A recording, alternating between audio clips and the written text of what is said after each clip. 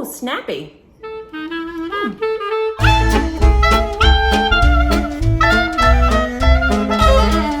Hello and welcome to another video. My name is Heather and as always, I am reading with a vengeance, and as always, I hope you are as well. If you're a returning viewer, welcome back and thank you so much for coming back. If you're new to my channel, a very warm welcome to you. I hope everybody is doing very, very well and you're getting a bunch of reading done. Today, I'm going to talk about books that I still need to read after kind of setting a goal for the year. I posted a photo on my Instagram account way back, if not at the end of December, then in January sometime. And I posted myself a photo with 22 books and of course the caption of 22 books in 2022. And they were 22 books that I definitely wanted to read this year. I am halfway through that list. I've done a count and I've read 11 of those books already so far. I will have popped up a picture here. Don't strain your eyes trying to read all the titles because 11 of them, if you've been watching my videos, I've already talked about. And then I'm going to talk about the 11 in this video. Now, I don't know when I'm going to publish this video. I have a bunch of crazy life changes happening in the next couple months. It is August, I think 6th when I'm recording this. So if I have posted a wrap up that includes one of these books, I'm sorry, but we're selling our house, we're moving, we're going out of the country for 2 weeks, all in a span of 2 months. So I'm going to try to pre-record some videos so that I can pop them up when I don't have time to record.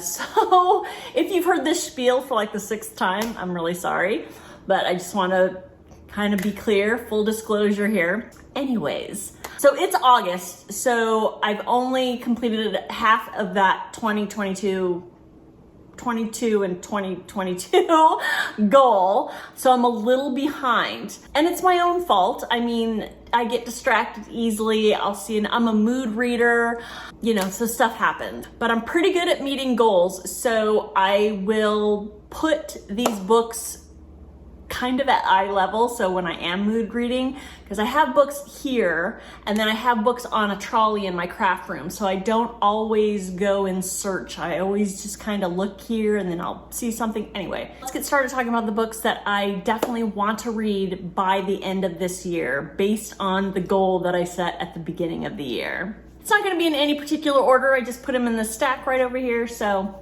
it's gonna be random. The first book that I'm gonna talk about that I wanna read by the end of the year is I'm Thinking of Ending Things by Iain Reid. This was talked a lot about, mostly last year, probably before, but I only just started watching Booktube last year. So let's see, when was this published? Because I know they already did a Netflix series. Gosh, published in 2016. So it's probably been talked a lot about on Booktube for a few years. But I think probably a lot last year just because they made the series on Netflix and it's a non-removable sticker. We know how we feel about those things.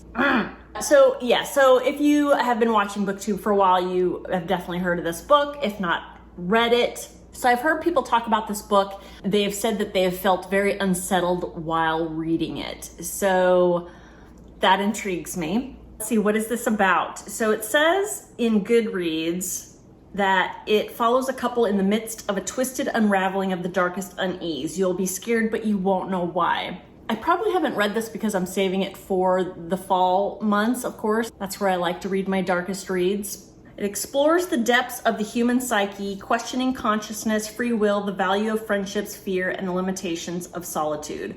Reminiscent of Saramago's early work, classic Under the Skin, and Lionel Shriver's We Need to Talk About Kevin. Oh my God, that was such a creepy read. I've also heard that a lot of people didn't quite get the ending. Maybe not a lot of people, but I've just heard some people talk about that. So hopefully I don't fall into that group because I don't like it when I don't get the ending. I'm looking forward to reading this. It's a short one. I don't know, well, I've already talked about why I haven't gotten to it yet, but I have 4 months to get to this. Next book is another popular book that's been talked a lot about on Booktube, and that is Norwegian Wood by Haruki Murakami. I have not read Murakami yet, and I picked this one as my first one just because I think it's his most popular one. Yes, I definitely want to try this author. Again, I've heard a lot of people talk about this author and some issues that he likes to, I don't know, write women in kind of misogynistic way. I'm going to see for myself. Looks like it follows Toru, a serious young college student in Tokyo, is devoted to Naoko, a beautiful and introspective young woman, but their mutual passion is marked by the tragic death of their best friend years before. As Naoko retreats further into her own world, Toru finds himself drawn to a fiercely independent and sexually liberated young woman. So it's a coming-of-age story steeped in nostalgia, which is right up my street. As Norwegian Wood blends the music, the mood, and the ethos that were the 60s with a young man's hopeless and heroic first love. Sounds really good to me. Doesn't it sound good to you? I'm really hoping I have a good experience with this author. He, of course, has a pretty decent backlist, and I've just heard different people talk about it across the gamut as far as their opinions about this book and this author. So I'm looking to see for myself what's all the hubbub. Next book on that stack is The Lying Game by Ruth Ware. This one's been around for a few years. I am slowly making my way through Ruth Ware's backlist. I believe I've read 4 of her books. The very first one I read by her, it was In a Dark, Dark Wood, and so far that's been my favorite. I've read The Death of Mrs. Westaway, The Woman in Cabin 10, and One by One, and neither of those have met the standard that to me was In a Dark, Dark Wood. So I'm still trying to find a Ruth Ware that meets that level that I found in the first one that I read. So hopefully this will be it. I fully intend to read all of Ruth Ware's stuff. I don't know why I'm being so stubborn about it, because I haven't had as good a time with her books since In a Dark, Dark Wood. But I don't know, I just keep giving her chance after chance. And anyways, I set this one for myself for 2022, and I intend to get to it.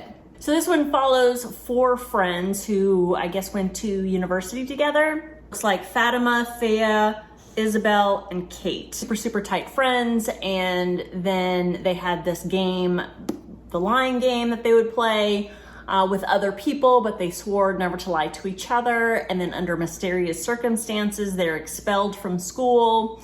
And then I guess years later, something mysterious is found. I'm guessing from the Goodreads synopsis that a body is found. 3 of the friends get a note from the 4th friend saying, "I need you."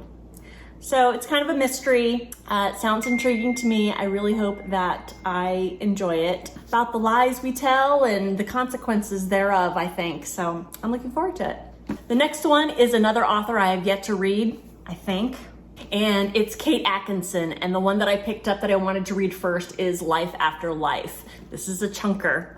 Gosh darn it, another one of those stickers. I can't remember who talked about Kate Atkinson or this particular book. I'm pretty sure it was a booktuber. But I picked this one up and it sounds good to me, and it sounds like it's right up my alley. It's historical fiction with a little bit of fantasy, I think, involved. So that sounds intriguing to me. I love historical fiction. Very first line of the synopsis is, "What if you could live again and again until you got it right?" On a cold and snowy night in 1910, Ursula Todd is born to an English banker and his wife. She dies before she can draw her first breath. On that same cold and snowy night, Ursula Todd is born, lets out a lusty wail, and embarks upon a life that will be, to say the least, unusual. For as she grows, she also dies repeatedly in a variety of ways while the young century marches on towards its second cataclysmic world war. That does remind me, I think whoever I did hear talk about it said that it kind of can seem repetitive, so we'll see. And this also seems like a good one for the winter months. The next one on my list for 2022 is The Majesties by Tiffany Tsao. So this has been on a TBR at one point or another multiple times so far this year, and somehow I'm not getting to it. I think that I am put off by the low rating on Goodreads. I know I shouldn't be, but sometimes I just move on to another one. instead of reading this one. Look at this cover. I love this cover. And to be honest, that's the reason why I picked it up. I actually found this in a little free library in Coronado, California. But the synopsis does sound interesting to me, and I do want to get to it. It's not really that thick. It's 253 pages, 254 pages. I should be able to get through it in a weekend. Why don't I? It's a riveting tale about the secrets and betrayals that can accompany exorbitant wealth. Two sisters from a Chinese-Indonesian family grapple with the past after one of them poisons their entire family. What? Gwendolyn and Estella have always been as close as sisters can be. Growing up in a wealthy, eminent, and sometimes deceitful family, they've relied on each other for support and confidence. But now Gwendolyn is lying in a coma, the sole survivor of Estella's poisoning of their whole clan.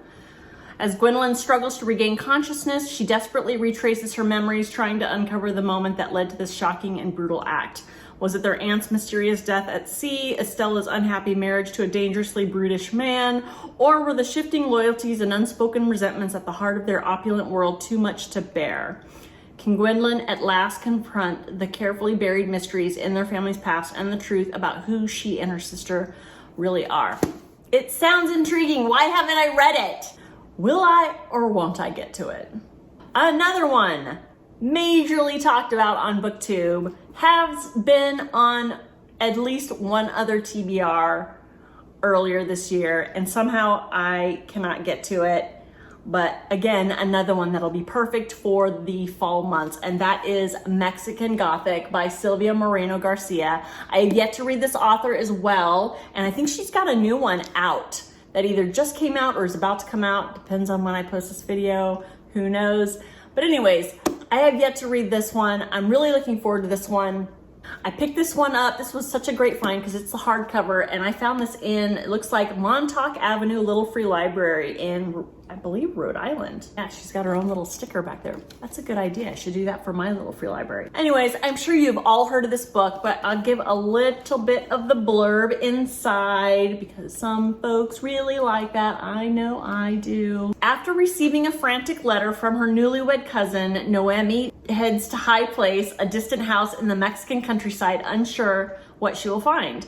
Noemi is an unlikely rescuer. She's a glamorous debutante, more suited to cocktail parties than amateur sleuthing. But she's also tough, smart, and not afraid. Not of her cousin's new English husband, a stranger who is both menacing and alluring. Not of his father, the ancient patriarch who seems fascinated by Noemi. And not even of the house itself, which begins to invade Noemi's dreams with visions of blood and doom. Oh no. Oh, and this looks like after she had gotten a note or a message from her cousin that says, "He is trying to poison me. You must come for me, Noemi. You have to save me."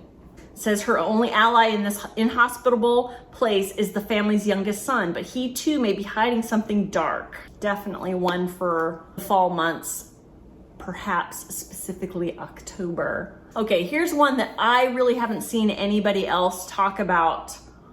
Not a whole lot. I want to say one booktuber did talk about it. I can't remember who. Big surprise. And that is Gilead by Marilyn Robinson. But this book's been around for a few years. I believe it was published 2004. I picked this up in a secondhand store. Robinson returns with an intimate tale of 3 generations from the Civil War to the 20th century, a story about fathers and sons and the spiritual battles that still rage at America's heart. In the words of Kierkegaard, it is a novel as big as a nation, as quiet as thought, and moving as prayer, matchless and towering. Gilead tells the story of America and will break your heart. Why did I pick this up? It doesn't sound very uplifting. And again, another author I haven't read yet, so fingers crossed. Here's another one, another Ruth Ware one that I haven't gotten to yet. I think this is the one I'm most intrigued by. I think I wanted to read this before I read One by One, before I read The Death of Miss Westaway, but they happened to come, those other ones came available on the Libby app, so I ended up reading them first. But this is the one I've been most looking forward to read, and I haven't picked it up yet for one reason or another again. So this is The Turn of the Key by Ruth Ware, obviously. It's been out for a couple of years, talked a lot about on Booktube, so most of you have heard of this book, if not read it. Really quickly, when she stumbles across the ad, she's looking for something else completely, but it seems like too good an opportunity to miss. A a live-in nannying post with a staggeringly generous salary. And when Rowan Kane arrives at Heather Bray House, what a lovely name, she is smitten by the luxurious, smart home fitted out with all modern conveniences by the beautiful Scottish Highlands and by this picture-perfect family. What she doesn't know is that she's stepping into a nightmare, one that will end with a child dead and herself in prison awaiting trial for murder. Yes, please. I'm sensing a trend here. It looks like a lot of these books I probably haven't gotten to because I wanted to read in the fall months. So many books I have that have darker themes and winter atmosphere. So I will probably get through most of these in September and October. Again, fingers crossed. Next on this list is Jar of Hearts by Jennifer Hillier. Now, I just did a TBR video and posted it, and this is on it. So I'm really hoping to get to this in August because I picked this one doing the year-long reading challenge that I'm doing, hosted by Chantel Reads All Day, and that's the Read Your Bookshelf Challenge. And she's got a prompt every month, and the prompt for August was read a book with a body part in the title. So this is the only one I have in my bookshelves that match that, which is why I picked a dark book to read in the summertime. Hopefully by the time I post this video, again, I don't know when I'm gonna post this stuff. I might have already read this by the time this video goes up, but if not, meh. I do know that I have already talked about this. This gets a lot of talk on Booktube, so really quick, Angela Wong, one of the most popular girls in school, disappeared without a trace. Nobody heard from her again, not her best friend Georgina Shaw, and not Kaiser Brody, who was close with both girls. 14 years later, Angela's remains are discovered in the woods near Gio's childhood home. Kaiser, now a detective with Seattle PD, finally learns the truth. Angela was a victim of Calvin James. To the authorities, Calvin is a serial killer, but back in high school, he was Gio's first love. Turbulent and volatile, their relationship bordered on obsession from the moment they met up until the night Angela was killed. Gio knew what happened to Angela and told no one. For years, Gio carried the secret of Angela's murder until she was arrested and sent to prison. And now, just as she's being released, new bodies are turning up, killed in the exact same manner as her best friend. So I may have already read this by the time this video goes up, but if not, I will definitely be trying to get to it before the end of the year. Another one that seems to follow the theme of the rest of these books, The Final Girls Support Group by Grady Hendrix. I love Grady Hendrix. I have read all of his other books that have been published so far, I'm pretty sure. My favorite of his so far has been My Best Friend's Exorcism. Absolutely love that book. The Vampire Slayers Book Club one, I don't have the brain span to come up with the exact title of that, but you know what I'm talking about. Comes in a close second. Love that book as well. Yes, I got this as a gift. I'm pretty sure this was a Christmas gift last year by my husband. I have no excuses for not reading it yet. I think most people really like this book. I think of all the Final Girl books that are out there right now, this is a favorite of a lot of people. The Southern Book Club's Guide to Slaying Vampires. There's the title that we were all thinking of. In horror movies, the final girl is the one who's left standing when the credits roll, the one who fought back, defeated the killer, and avenged her friends, the one who emerges bloodied but victorious. I like to think that I would be a final girl. But after the sirens fade and the audience moves on, what happens to her? Lynette Tarkington is a real-life final girl who survived a massacre 22 years ago, and it has defined every day of her life since, and she's not alone.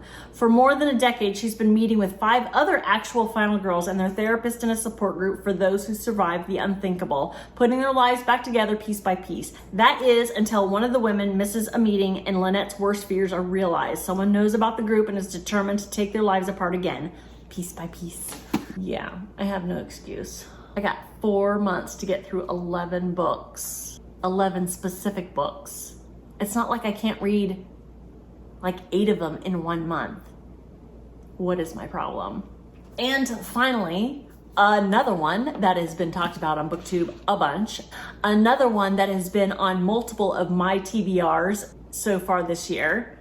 And that is Nevermore, The Trials of Morrigan Crowe by Jessica Townsend. The first in the Nevermore series, and a non-removable sticker. So aggravating. It's also kind of a chunker, but I believe would this be considered middle grade or young adult? I'm not even sure. But it looks like it'll be a fast read. But there are a lot of pages. It's 450 pages long. I really want to get to this, and I'm really hoping that I like the series. I want to find a good kind of fantasy series. So many people have read this and absolutely love it. I want to be a part of that club. So that is it. Those are the 11 books that I have left to read on my 22 for 2022 that I set for myself in the beginning of the year. Keep your fingers crossed for me. Of course, I ask this question every time. Have you read any of these books? I imagine most of you have read most of these books. I'm a little behind in the times. That's kind of the theme of my channel. Which of these books should I jump up the list and read first? I'd love to hear your thoughts. If you're still watching at this point, please consider giving that like button a boop, and a subscribe would be wonderful. Thank you so much for watching, and I will see you next time. Bye-bye.